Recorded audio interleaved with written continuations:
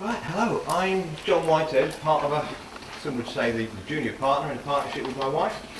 And our background is basically we came from the middle of England, Coventry, and we've moved to a very nice, beautiful place, Bryn Eltyd Eco Guest House.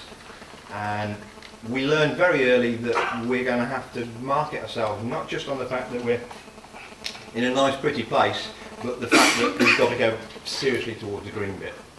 My background is aerospace engineering initially, and then sort of 15 years of teaching A-level technology in schools. And both of us are qualified mountain leaders, and Celia even did her dissertation on the mining town of Lyno where we are, when she was at school and then college doing outdoor pursuits. So we have a strong outdoor pursuit leaning as well. We thought that would help us, but it hasn't.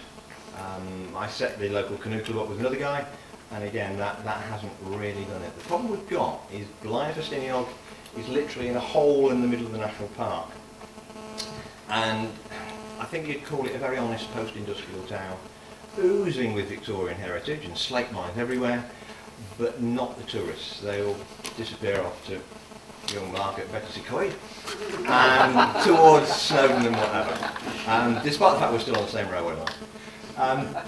So after sort of all these years of teaching, we saw the house come up at Bryn Eltyd, and we did what most parents would love to do, in that one child's gone off to university and done that, the other one is about to go, so we thought money's not important, we sold up the house and left the country and moved to Wales. You know. So my daughter's address was a caravan in the garden, or she was So the zero carbon side of things, where does that come from? We've had solar panels since '83, so we've had green leanings, should we say. I still want a turbo diesel car. I'm not a vegetarian or a vegan or whatever, and I haven't got sandals on today and shorts. So the ethos that we've got really is a question of keeping it local. So by that, we really do mean keeping it local. I've dug out the quarry at the back of the garden, which is where the stone for the house came from.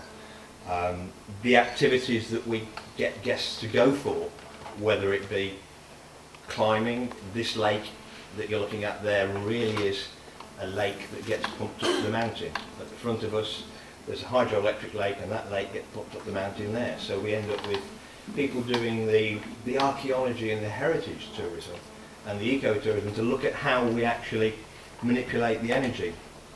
That's the dam there, which also we use people with disabled buggies that can go up there, which is fairly heroic. And lotuses once a year, they do a nice hill climb thing. And it's trying to get guests to keep things local. We're all right for mines, that's me struggling away in a nice mine. And bike routes, we've got willy-nilly. The house itself, we've got steam trains, and we've got canoeing. The food that we're dealing with, we put orchards in, I'm continually digging out veg plots to put more and more veg plot in, to try to keep things local. We've got an acre of ground which comes as a shock after having a semi-detached house in the middle of Coventry, and we've put the back alleys basically planted up with native species to try to do things on that. And with the guests, it's, as Mark said, Llandudno Junction, top end of Wales, it's 2 hours 59 to London Euston with no changes. Now that must be something that you exploit. Just rattle down the railway line, stop off at Mark or stop off at myself. And the same for the buses, and links in with the steam trains that we've got literally curling round us.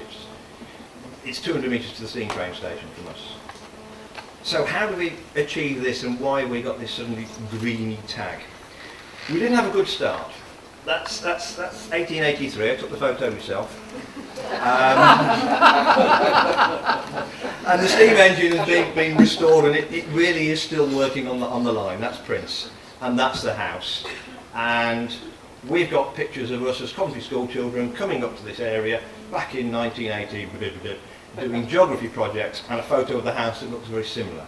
So in the 1980s and 90s, it looked very similar with an outside tap. We've moved on a bit from there. Some of it's previous guys, some of it's me. And we're looking at now a house which has got, don't go down insurance, it's granite walls, 39-inch, it's timber framed, it's got turf roofs with pretty flowers on it, it's got slate roofs, it's got UPVC walls, it's got wooden walls, and some of it is modern thermal block. It's a question of how we're trying to exploit this on the green market. So if we look at the energy inputs that we get into the house, what we've got in this slide, very nice, steam train chuffing away in the background, thank you very much. We've got the delivery of wood pellets. So we were there very early, and I know it's very easy to get involved in this as passion, but it's also business. So we got very early on the renewable heat incentive, which unfortunately you good folks in Ireland haven't got. That will make me serious money over 25 years. We've got 25 kilowatt wood gasification boiler in there, and that works very nicely, maintenance free and whatever. So we've got, the most important thing is the passive side of it. So we've got heat coming into the house through two lots of conservatories. One is south facing, thank you very much, and the other one is east facing. The east facing one is more modern, and I've actually got no vents in that at all, which is stupid because it's nice argon filled UPVC thing. The plastic comes literally from, keep it local, 1 mile down the end of the road at the Rehab factory, installed by people that live 5 miles away. So again, it's keeping it local. But the air from that is now heating what was a disaster, which is 39 inches of granite wall, is now a big sponge, a big thermal mass. And the vent side of it, we re-engineered the windows, so you sit there for breakfast and the windows open and close. Some people call it an air management system. I tend to call it a greenhouse vent on a window. Opens and closes. We've got solar PV electric. We got in, again, business-wise, 48 pence a unit, thank you very much. That works quite nicely, apart from the fact that I've got a mountain Mowenbach 8:10 on Midsummer's Day, the sun goes behind it. I could do with moving the mountain down a bit, so we get more sunlight. That's the panels at the front there, these ones, but even that is really an excuse to have 11 metres of log storage, which again, I'm getting older and more decrepit, so we've got vents underneath there, it's all at the right height to lift it and whatever. And that is built with 1930s railway sleeper, because given the choice between a 1930s railway sleeper in oak or a modern tannalised piece of wood which is full of arsenic, which is going to last longer, never mind the greeny side of it. And yes, you've got to engineer it because Festino railway sleepers are only come up to here and that's up to here, so you've got to joint it. The bit next to it, opposite it, is a boiler house which I've built, which again is getting rid of the 39-inch granite wall where all the wind hammers against it. We've now got a nice building there. I've even dry lined that and it's cavity wall insulated.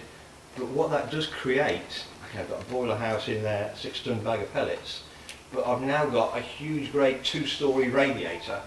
The boiler house is warmer than the house, so the boiler house is now heating this huge great radiator that goes into the house. The passive side of things is really important, as I say, with the conservatories, that's important. Green electric, any electric we can't make, we buy, but we only buy green electric.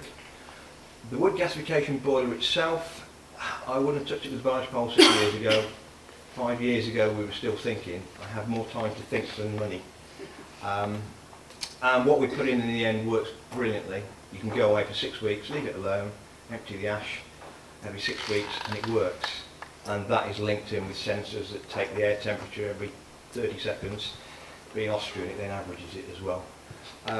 So when you put the heat into the building, you've got to have sophisticated controls, thermostatic valves and whatever. And we've got our own logs as well, which works quite nicely off an acre of land. And I can now use a chainsaw properly.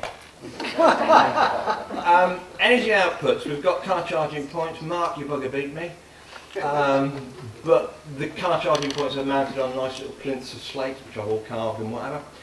But the car charging points, all the electricity for those is either made on site by us, we buy green electric, or there just so happens to be not one but 2 hydroelectric stations within 200 metres, 450 megawatt and a 350k, different companies. So we're starting to do on that, and we've had 5 so far in just under a year, and we've had the guy from Scrap Heat Challenge and come around and do various people, and we've had the guys with the Teslas. That Tesla, by the way, has a G meter fitted. So when you go uphill, they say, don't watch the speedo, watch the G meter. Not an aeroplane. It's coming, electric cars. Worst case scenario, all the people in London will buy electric cars and then we'll build another nuke in Wales. But what the hell. We're carbon neutral. The cooking, again, no LPG, that's all induction hobs and whatever. The heating, we're on wood gasification, does quite nicely. We've also got 2 log burners. The log burner, 5 years ago we had a log burner with carbon neutral anyway, that's 26 kilowatts of heat. Give it 17 tonne of wood a year and a wheelbarrow that goes in and out 5 times a day and it works, and you've got a dirt-safe environment. We're now more refined with the heating system, with the controls.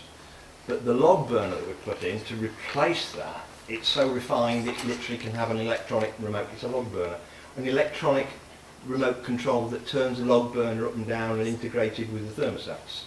It uses 1/3 of the wood of my 15-year-old Arrow log burner down the other end.